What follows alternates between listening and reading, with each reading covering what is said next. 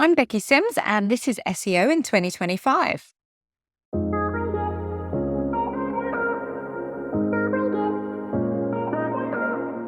Becky, what's your number one SEO tip for 2025?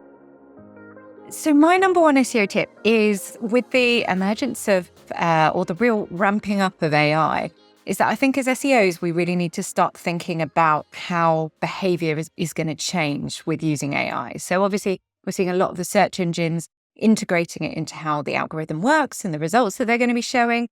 So what I want to think about is more, how will behavior change? Will people be turning to, say, ChatGPT to ask things that they might have used to have asked Google?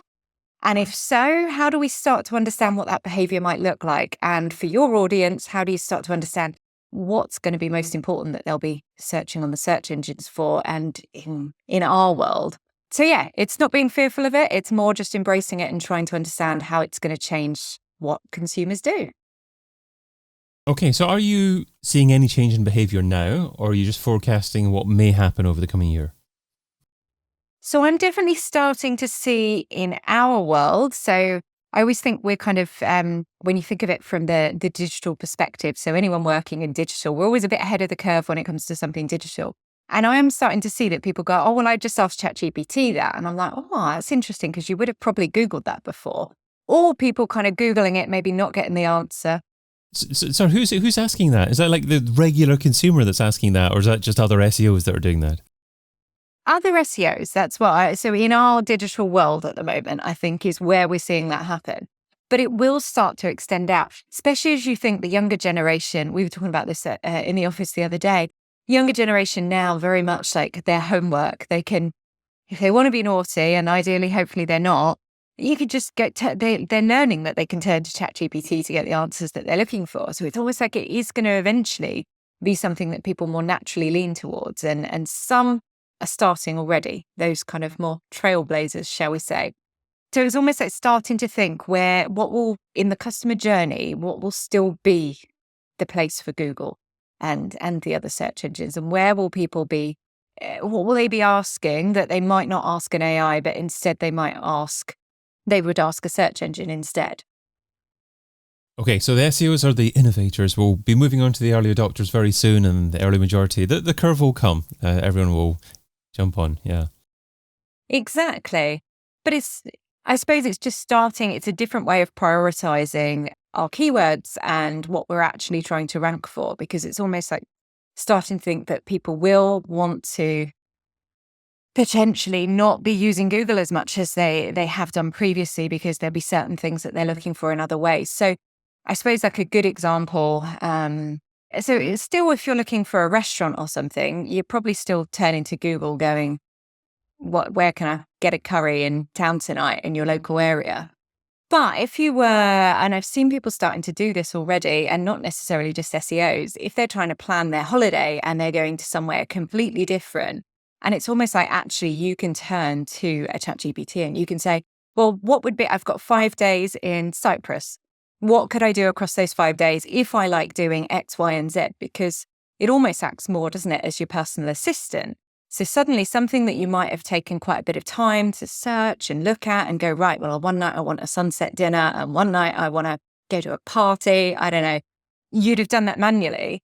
Actually, that type of activity could be something that people start to do that way. So it's almost like trying to get ahead of the curve from an audience research point of view, and staying on the pulse depending on the type of people that your business targets.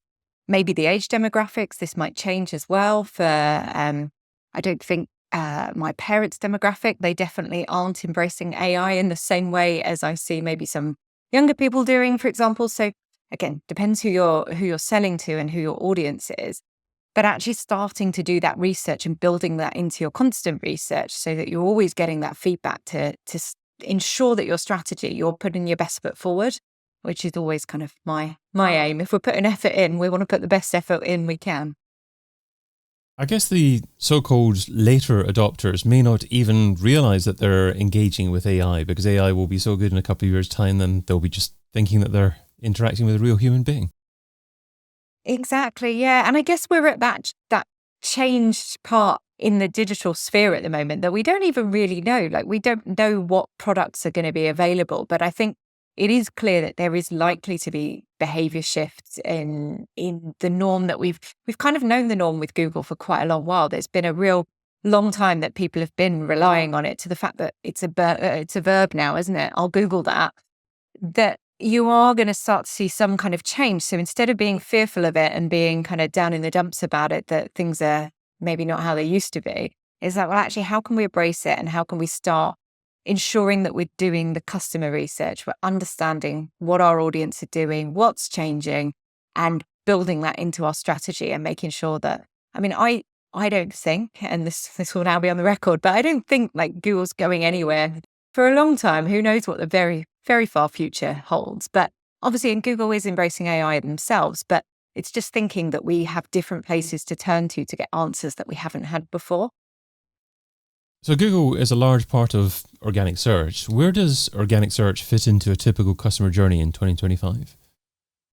Yeah, and I think, and that is the question that should constantly being asked as part of your strategy. And it's a big part of what I do when I'm working with clients, is trying to understand, where do they turn to? Because, for example, working with a lot of travel brands and staying on the holiday theme, I must be wanting a holiday.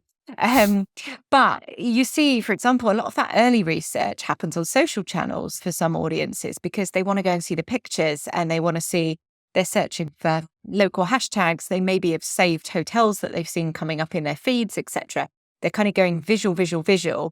And then they almost from there go, right, now I need to understand how much would it actually cost to go to these places. And then they turn to the search engine. So again, there's been a shift in behavior, that actually people use social to search more than they ever used to, and to look for things. So I think it's kind of playing on that part that we just constantly need to be looking at what our customer journey is and not assuming. And then once we understand that, we can really play to our strengths of making sure we're optimizing for the right types of phrases, and we've got the right type of content that they're actually looking for on Google.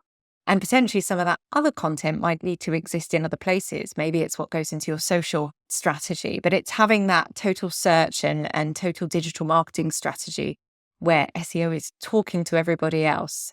Because if they're not, you're kind of in this little silo of just optimizing for some keywords that might not actually be fit for what the user is trying to do. So it's interesting that you're talking about people starting with more of a visual search experience nowadays. Do you see Google trying to adapt and trying to change their offering to tailor themselves towards current consumer desires? Sometimes, but I don't think I don't tend to get many image searches back. Like you sometimes do, don't you, at the top? But I wouldn't say, and I suppose it's different, because what people are looking for when they go to a social channel is they're also sometimes looking to see what influencers have said, or who has been here, and what does the Instagrammable shot look like. Or, I mean, I'm not a TikTok person myself, but I know that's, again, if you're into that, people are spending a huge amount of time digesting content there to see what it's really like. Because I guess we almost don't trust on Google. We know that that's more likely what the brand themselves has said, and we know they're not going to put the photos of the room without the window or whatever. They don't want to put that front and center. But what you're going to see on social is more that true story. And I guess people are really want that authentic view from a social perspective. And I guess saying more in my holiday head there, I don't think we've got a lot of B2B clients, and that's still very much, they will probably start on Google. There's probably a LinkedIn influence somewhere in there for some people, but not for everybody. But yeah, I think it's being really mindful that we've got so much choice now, haven't we, in our journey. And I don't think SEO is dead in any way, shape or form, as we've seen the headlines for years, haven't we, that that's what's coming. But I don't think it is, but it's just truly understanding what it means for your customer. Yeah, you've certainly got to pick the right medium for your type of business nowadays. It's not just Google for all, certainly. And would you agree that if consumers are more likely to start on social media, image type searches, then for that type of business, it's absolutely essential just to be focusing on branded optimization for Google? Potentially, but I think there's probably still more in it. So for one of the travel brands that we work with, I think you still see they've kind of gone, because often what they might find is that some of the influencer content they see is just amazing, but they're like, actually, I can't maybe now afford this. That was at a different level. So then they might need to refine their search on Google. So they might be like, right, I have decided I love the look of, I don't know, the Ibiza sunsets, but I can't go and stay where I keep seeing coming up that looks really lovely. I need to look somewhere different. So it's almost like then they might be, now they're inspired to where they want to go. They're then back on the search engine to search, trying to find what might fit their price range, etc. Because social doesn't allow you to do that so well, I guess, unless you're really into your influencers and know where they sit budgets and what type of places they're staying. You still need to understand for yourself what it is that's gonna tick your boxes. So should change in consumer behavior dictate that SEO should be optimizing for other platforms? SEO should be spending their time trying to actually get more discoverability on social platforms, or should an SEO's job be well and truly focused on search engines? Oh, that's a really good question, and I think it comes down to the individual, doesn't it? Because some want to learn more about. So you see it now. A lot of SEOs starting to look at, well, how could I do SEO on Instagram, and can I try and get my posts to show up more, etc. Because that's their thing. But I think it's playing to your strengths. Like if you're through and through a search engine SEO person that just loves and knows it, and that's where you play, then I think you just need to make sure you've surrounded yourself with people that do the other channels really well. If you've got that wider view set and you want to learn more and you want to be able to look at other channels, then I think that's absolutely fine as well. But there comes a point where you potentially start to dilute your skill sets, I think, if you're across too many channels. So I think the ideal in a marketing team, or whether it's an agency or whether you're working with multiple freelancers, whatever the setup is that you've got people with the right skill sets for the channels that are important to your customers. And yeah, if that is the same person and they want to have diversified, good. But I think it's just keeping an eye on making sure that you're the best you can be at your craft and that you enjoy what you're doing. And if the consumer is tiptoeing across different platforms, do brands need to accept that it's going to be more challenging to track consumers and what they do across different places and know what the consumer journey actually is? Or is it possible? It's just a little bit more challenging. So it is possible, but it is definitely more challenging. I think it's also thinking about how you can start to get people to opt in with data at the right points that helps you also track their journey. So, for example, if early on in the journey, there's something that, I don't know, we did a campaign earlier this year with a brand around gamification. So a fun interaction that was something that you were likely to want to do early in your journey and you would find useful and helpful and fun to do. And then you've data captured them because they want to put their name in for the prize draw at the end of it or whatever it might be. And then that helps because then you're slightly more in control of the journey if they've opted in because you've got email marketing at your disposal and you can look at different ways to interact with them. But I think also there's ways, our team actually have just recently from a GA4 perspective started to look at extrapolating the data from there and getting it into more useful formats, whether that's in Looker Studio or taking it out further. But actually, we've started to devise some really good reports that help us see which channels are in the journey and at what point they tend to be and in what order and what that kind of influence is. So the data is there to be had and you can get to it, providing people obviously have cookie consent, etc.